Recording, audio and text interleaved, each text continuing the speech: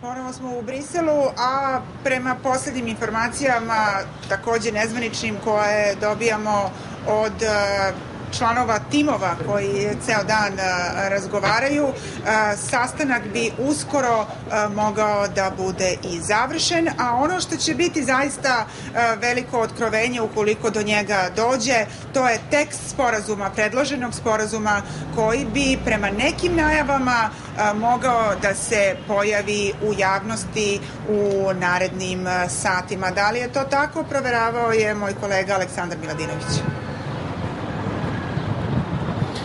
Ljubice, pre nekoliko trenutaka stigle su nam informacije kako bi taj eventualni sporazum mogao da izgleda, koje su osnovni stavovi koji se u njemu nalaze. Pre svega, on se razlikuje od onih informacija koje su izlazile posle prethodne runde. Kako B92 nezvanično saznaje, na trenutnom meniju u Briselu nalazi se pre svega da zajednicu srpskih opština će činiti 4 opštine sa severa Kosova: Leposavić, Zvečan, Zubin Potok i severna Kosovska Mitrovica. Dakle, da neće biti uključivanja opština koje bi mogle da promene etnički sastav stanovništva, pre svega Južne Mitrovice ili nekih drugih opština, da će na severu Kosova komandant tog regionalnog dela kosovske policije biti iz redova srpskog naroda, da će lokalni komandiri policijskih stanica takođe u velikoj većini biti iz redova srpskog naroda, da će zajednički te komandire određivati zajednice, opštine, a da će Priština onda između 3 kandidata morati da izabere jednog koji bude predložen. Takođe i sistem sudstva je na neki način rešen. Kako B92 saznaje,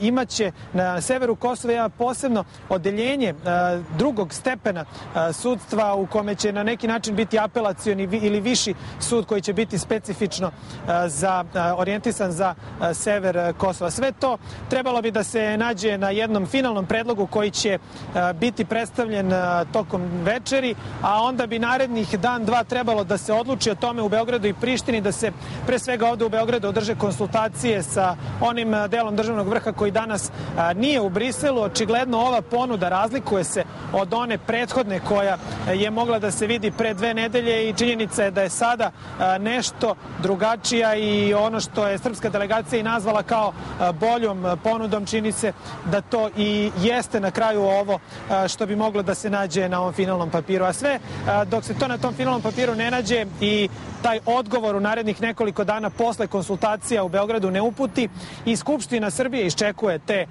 konačne rezultate ovih briselskih pregovora. Danas je gost Kažiprste Suzane Trninić bio predsednik Skupštine Nebojša Stefanović i on je rekao da će se Skupština izjasniti o briselskim dogovorima kada oni budu finalizovani, a evo i nekih nagoveštaja da bi to moglo da bude. Evo kako Skupština dočekuje briselske pregovore.